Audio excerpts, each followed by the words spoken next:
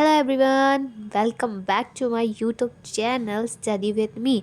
Today we are going to discuss about difference between RBC and hemoglobin.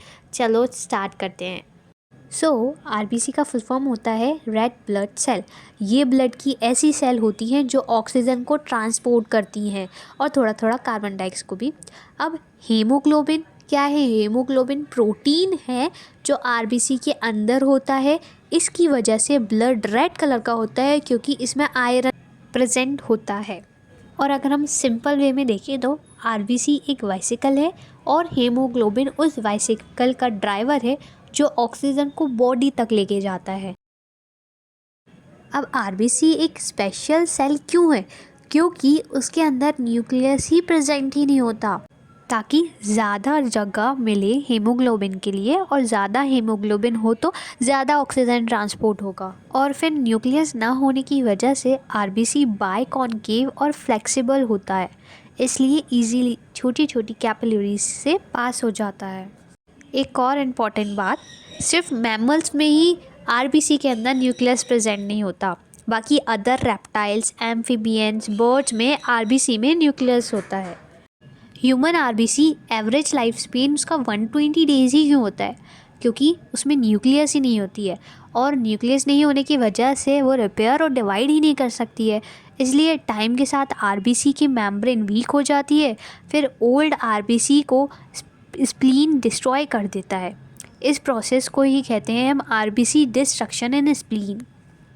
देखो, अगर nucleus नहीं होगा तो रिपेरेशन नहीं होगी, और रिपेरेशन नहीं होगी तो 120 डेज़ ही तो लाइफ स्पेन होगी. और एक और बात, हमारी जो बॉडी होती है वो मिलियंस में न्यू आरबीसी हर एक सेकेंड में प्रोड्यूस करती है. कहाँ पर? बोन मैरो में, ताकि वो ओल्ड आरबीसी को रिप्लेस कर सके. देखो, अब हमारा हीमोग्लोबिन 2 पार्ट्स में डिवाइड है. हेम के 2 पार्ट्स हैं, पेरोल एंड आयरन. इन दोनों से ही मिलकर हमारा हेम ग्रुप बनता है. Okay, now globulin protein. अब इसमें क्या होता है? हमारा फीटल होता है एंड अडल होता है. फीटल में 2 अल्फ़ा चेन होंगे एंड 2 गामा चेन होंगे, एंड अडल में 2 अल्फ़ा चेन होंगे एंड 2 बीटा चेन होंगे. चलो अब हम इसको डिटेल में देखते हैं. अब हमारा हीमोग्लोबिन का जो हेम पार्ट है ना, वो क्या कंटेन करता है? एक हमारा आयरन कंटेन करता है एंड हमारा पेरोल रिंग 4 कंटेन करता है. आयरन क्या हेल्प करता है? ऑक्सीजन को ईजिली बाइंड कर सकता है, ठीक है. एंड पेरोल रिंग 4 क्या करता है? पेरोल रिंग 4 जो है वो हमारा एक साइक्लिक स्ट्रक्चर बना लेता है, जिसको हम पोफारिन कहते हैं. अब पोफारिन जो है उसके मिडल पार्ट में क्या होता है? हमारा एफ ई प्रेजेंट होता है, जो हमारे ऑक्सीजन को ईजिली बाइंड करने में हेल्प करता है. सी, दिस इज़ द स्ट्रक्चर. हमारा 4 पायरल रिंग जो है वो हमारा पोफेरन साइक्लिक स्ट्रक्चर बना रहा है, और बीच में हमारा आयरन प्रेजेंट. अब हमारा दूसरा पार्ट क्या है हेमोग्लोबिन का? ग्लोबिन. तो बेसिकली ग्लोबिन जो होता है वो प्रोटीन पार्ट होता है और जो ये स्ट्रक्चर बनाता है. ओके, एंड हेम ग्रुप को ये होल्ड करके रखता है उसकी प्लेस में, ताकि वो इधर से उधर ना जाए. और बेसिकली ये 4 प्रोटीन से मिलकर बनता है अल्फ़ा, बीटा एंड गामा से. फिर हमने ये भी देखा था कि हमारा जो ग्लोब्यूलिन प्रोटीन था उसमें 2 पार्ट्स होते हैं, अडल हीमोग्लोबिन और फीटल हीमोग्लोबिन.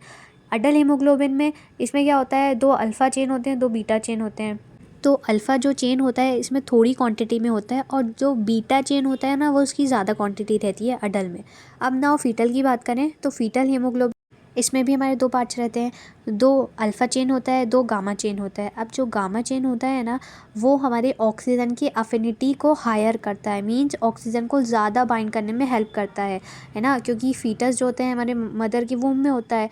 अब यहाँ पे हमारी एक ईजी ट्रिक है, haemoglobin is equals to haem plus globin. Okay, यहाँ पे haem means oxygen binding site है, जहाँ पे हमारा ऑक्सीजन बाइंड होता है ना, हमारा एफ ई जो है वो ऑक्सीजन बाइंड करता है. ओके ना, अब ग्लोबिन जो है प्रोटीन स्ट्रक्चर पार्ट है, प्रोटीन स्ट्रक्चर को होल्ड करके रखता है. जो हमारा हेम ग्रुप होता है उसको इधर से उधर ना जाए, उसको होल्ड करके रखता है, ठीक है.